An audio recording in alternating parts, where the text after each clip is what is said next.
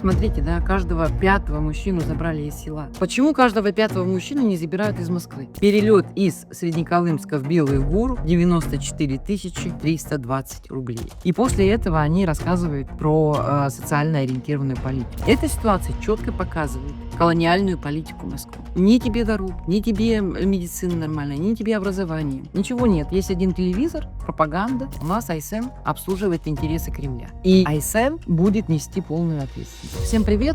Меня зовут Раиса Зубарева. Вы на канале Движение за независимость Саха. Сегодня мы с вами обсудим новости прошедшей недели.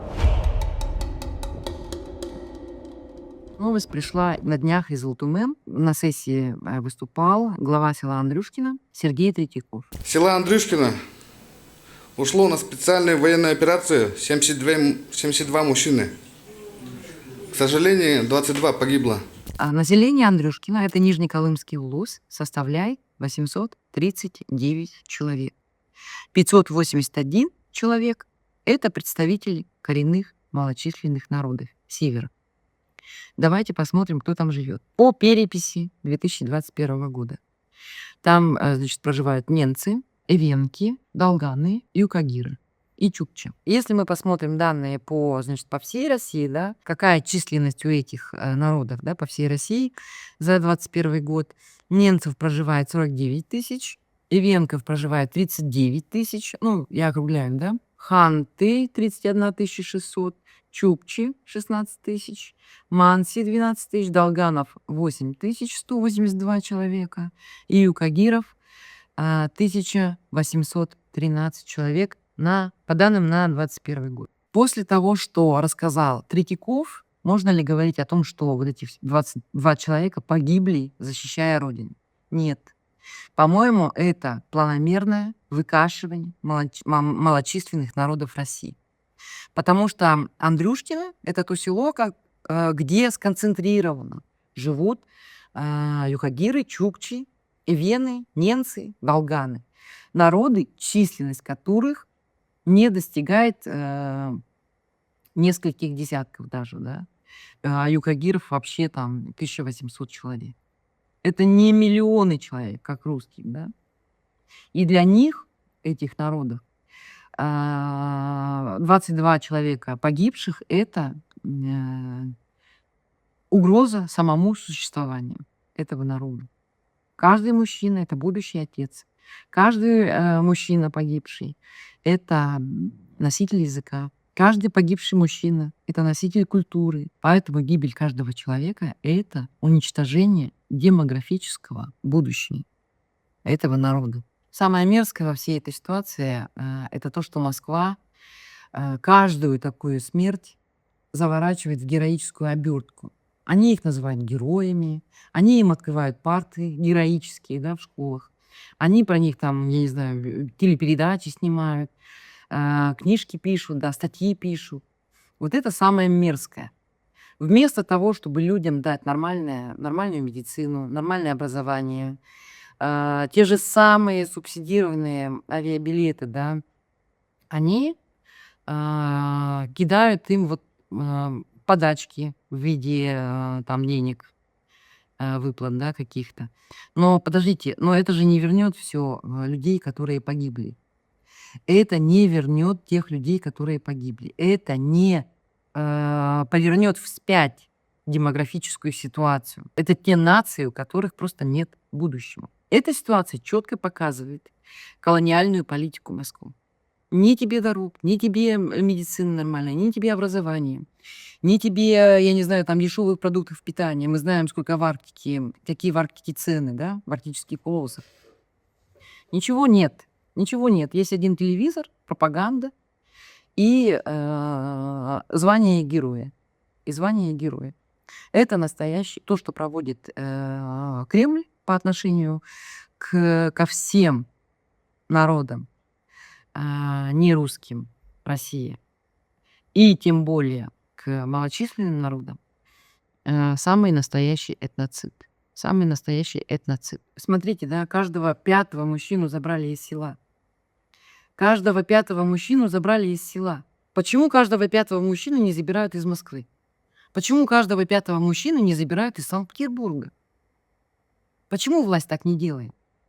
Потому что вот эти мужики, которые живут у нас в республике вообще, и особенно в арктических улусах, это люди вообще абсолютно бесправные, без права голоса. Они никогда не скажут: "Нет, мы не пойдем". Никогда не скажут. Многое зависит от того, что у них нет интернета, и они банально не могут, оценить ситуацию, банально не могут понять, что происходит.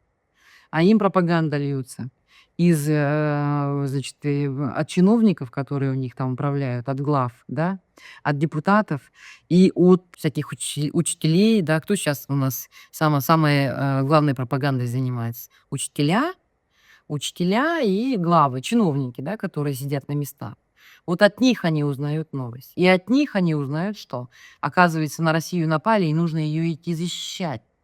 Больше информации они нигде почерпнуть не могут. Понимаете, поэтому они вот так безропотно идут. Ну, раз надо защищать, значит, пойдем.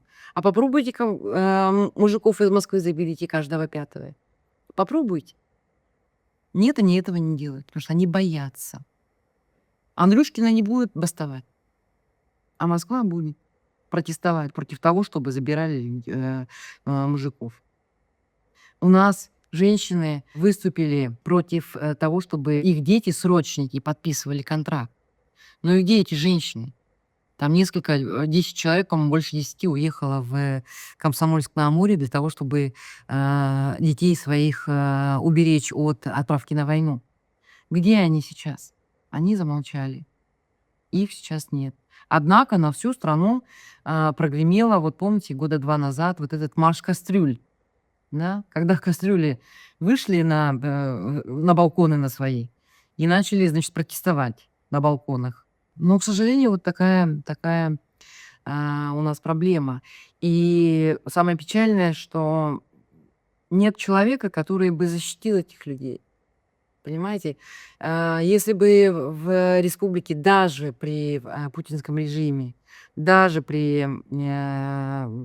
в состоянии войны, во главе республики был человек, который бы понимал все, что происходит, и искренне заботился о людях, он бы хотя бы что-то сделал для того, чтобы не допустить такой ситуации.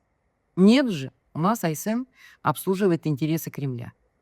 И АСН, так же, как и Путин, будет нести полную ответственность за то, что он отправлял людей на войну. Между прочим, в каждой республике глава региона несет ответственность за набор контрактников, за набор мобилизованных. Именно они несут эту ответственность. И поэтому они будут за все это отвечать. Айсен Николаев за все ответит. Авиакомпания Якутия и полярные авиалинии прекратили субсидированные перевозки внутри республики.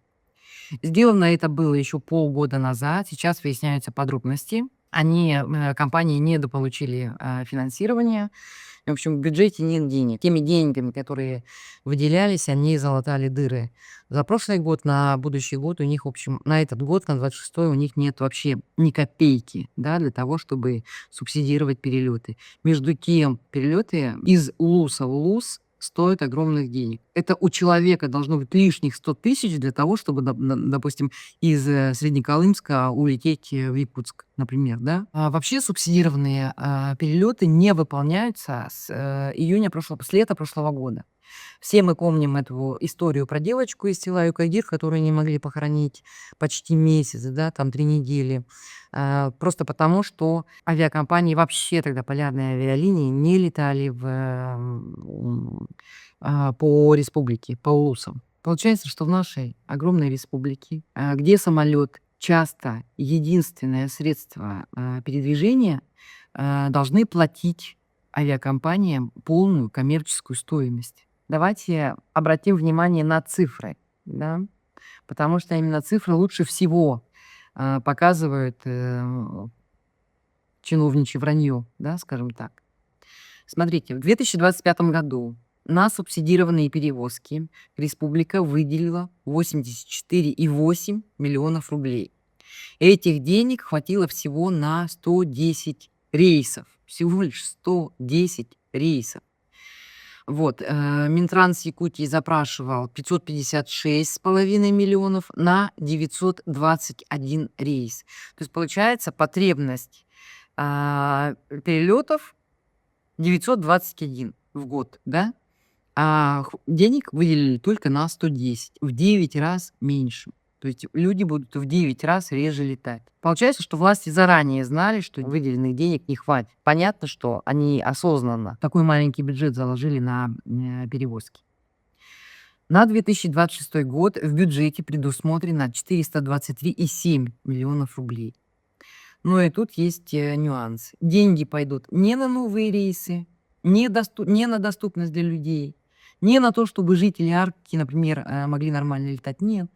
Эти деньги пойдут на погашение долгов, как я уже выше говорила, да?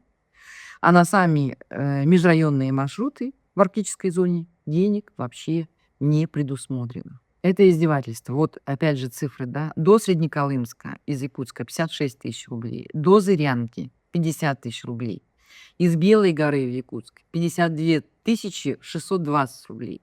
Перелет из Среднеколымска в Белую гору 94 320 рублей. И после этого они рассказывают про социально ориентированную политику. Это вообще свинство с их стороны. Так откровенно врать людям в глаза. Ситуация вокруг мэра Якутска Евгения Григорьева. Ну, то есть вопрос с его легитимностью, с продолжением его полномочий. 5 лет назад, 2 апреля, мэр Якутска Евгений Григорьев вступил в должность. По закону ровно через 5 лет в законе прописано не менее чем 2 года и не более чем 5 лет. Он должен покинуть свой пост. Однако ни за месяц, ни за неделю, ни даже за 2 дня глава республики ничего не сказал о том, какую кандидатуру он предлагает. Сейчас же выборы отменили. Кандидатуру мэров, да, должен предлагать Айсен Николаев. Пальцем не пошевелил, чтобы что-то сделать. Скорее всего, это происходит потому, что сейчас они продавливают открытое голосование. Сейчас любая кандидатура депутатами голосуется тайно. И в парламенте проходит слушание по отмене тайного голосования. Они, в общем, хотят сделать это голосование открытым. Виталий Обидин в своем блоге в телеграм-канале написал, что это узурпация власти. Сейчас он подготовил письмо в прокуратуру и должен его отнести. Он, конечно, не верит в положительный исход дела, но тем не менее, что-то с этим нужно делать, написал он. Поэтому он пошел в правоохранительные органы, в общем, да.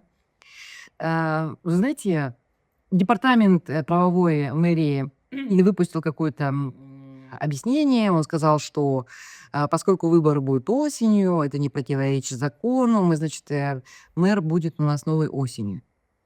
Но на самом деле это все неправда. Никаких актов правовых, которые бы говорили о том, что на полгода можно самовольно продлить полномочия мэра, нет.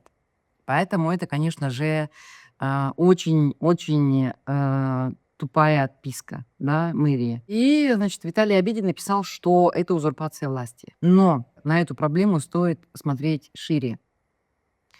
Если мэр узурпировал кресло, власть в Якутске, да, то стоит задать себе вопрос.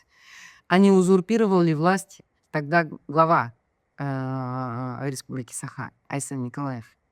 А не узурпировал ли власть глава Российской Федерации Владимир Путин? Вот вообще вся эта логика, да, как она выстроена, на мой взгляд. Низы думают, ну вот если наш главный правит столько, сколько он хочет, вообще делает все, что он хочет, там у себя наверху, да, то почему бы нам по такой же схеме не работать? Абсолютно, совершенно спокойно. Путин узурпировал власть, и все остальные вот главы регионов, там губернаторы, да, мэры и более мелкие чиновники, они тоже совершенно спокойно действуют по такой же логике. Вот, поэтому самый главный вопрос не то, что мэр узурпировал власть, да, а то, что в стране вообще вся власть узурпирована. В нашей ситуации Якутск — это вообще маленькая модель большой российской узурпации. У людей отобрали право выбирать, ну, не только мэров, да, там, глав поселений до глав регионов, до глав республик, да. И сделали они это не потому, что народ не готов, как вот они любят говорить, да, говорить. Они любят еще говорить о том, что, может быть, тот, кто придет, он будет неэффективно, ну, он будет не очень, значит, грамотным, не будет очень эффективно управлять регионами, там, городами, да. Нет, они сделали это не поэтому. Они отобрали право выбора, прямых выборов, да, у людей только потому, что они боятся, что к власти придет нелояльный к этой власти человек.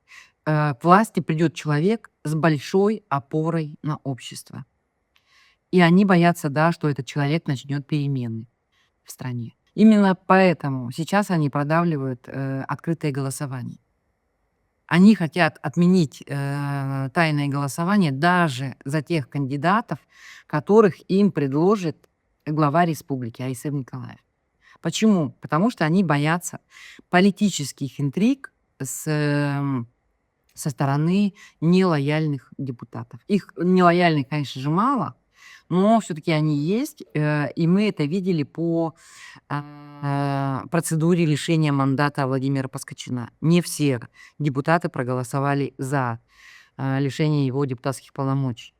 И вот они боятся любого такого движения. И поэтому вводят тотальный контроль за всеми действиями депутатов. Продавят ли они открытое голосование? Ну, я думаю, да. На этом все сегодня. Будем следить за событиями. Всем спасибо, что досмотрели видео до конца. Подписывайтесь на наш канал, ставьте лайки, комментируйте. Это очень нам поможет. Всем спасибо еще раз большое. До свидания.